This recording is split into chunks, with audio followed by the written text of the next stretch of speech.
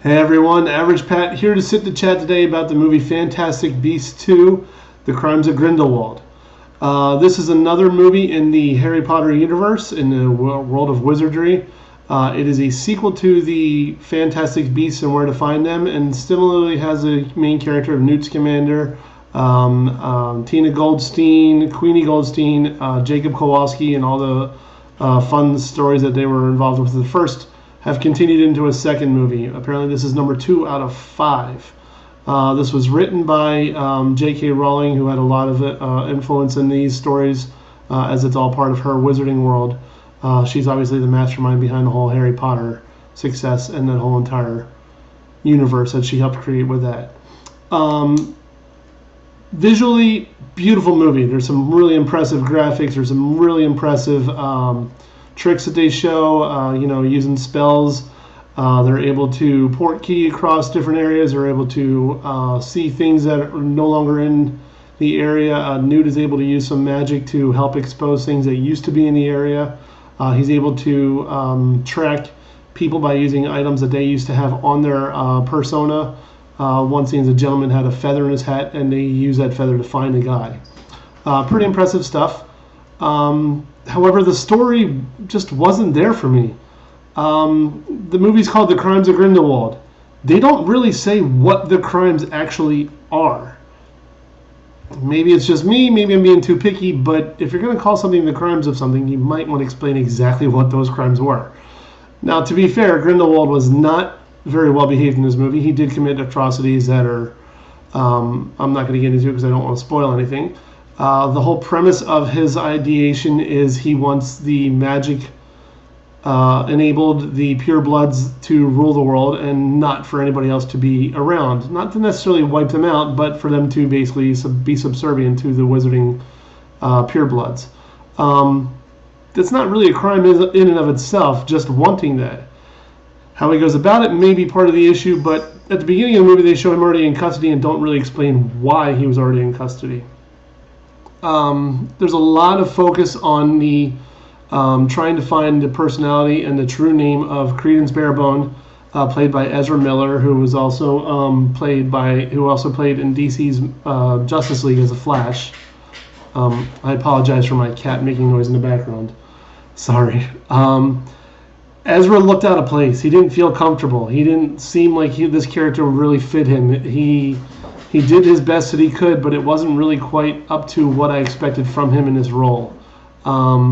There just seemed to be too many loopholes, too many plot holes, too many issues that they don't really explain very well in this movie. Jude Law plays a young Albus Dumbledore. Great job. He was very well cast. He's a good actor. Apparently, J.K. Rowling, as his par for the course in the wizarding world, personally gave him secret details about Albus that nobody else will ever know, that he's sworn to secrecy of, to help explain where he's coming from in his character and the development. Whether or not that transfers to a great development of him on the screen, I don't know. For me, his performance was mediocre. It didn't seem like he put too much effort into it. There seemed to be a lot more issues that they could have developed out a lot more. They could have had a lot more fun with it. They could have fleshed out his character, his person, his his ability to lead better.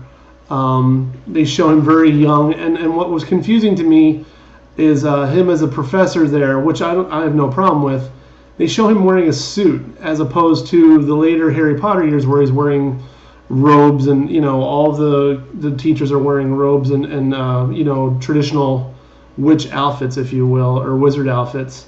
It seemed to me that they should have had that established in the prequels. Really, that's what these all are. It happened way before actually Harry Potter existed. Zoe Kravitz as Leta Lestrange did a very good job. Eddie Redmayne as Newt Scamander, obviously he showed off why he was cast as Newt to begin with. Although I think he's leaning his character more and more towards what appears to be like an autistic personality almost, where he's very withdrawn, very focused on what he wants, and I don't know how to really describe that as well perfectly without almost sounding insulting, and that's not my intent. I enjoyed his performance quite well, actually. He was one of the few I actually thought did a very good job with his performance. Overall, I'd honestly have to give this like a 3. It really didn't do it for me with the too many plot holes, the too many issues, the too many... it just seemed too much that was there that set up more movies that didn't really explain what this movie was supposed to be.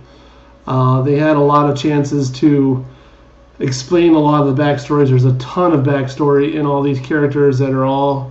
a lot of names are going to ring bells with everybody who's a Harry Potter fan, but they don't really develop them at all. Just kind of like, oh yeah, by the way, they're here, they're here, they're here. And you're just supposed to accept that and not question what their role actually is. So overall, I'd give it a 3 out of a 5. It was fairly surprising. Visually, I'd give it a 5. It was beautiful.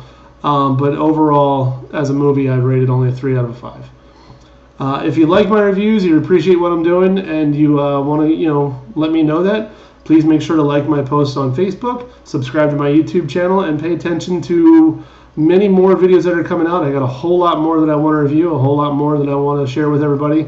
And let me know how I'm doing. Give me a comment. Let me know either on Facebook or on YouTube. And I look forward to reading them and hearing about them. Thank you very much. Have a great night.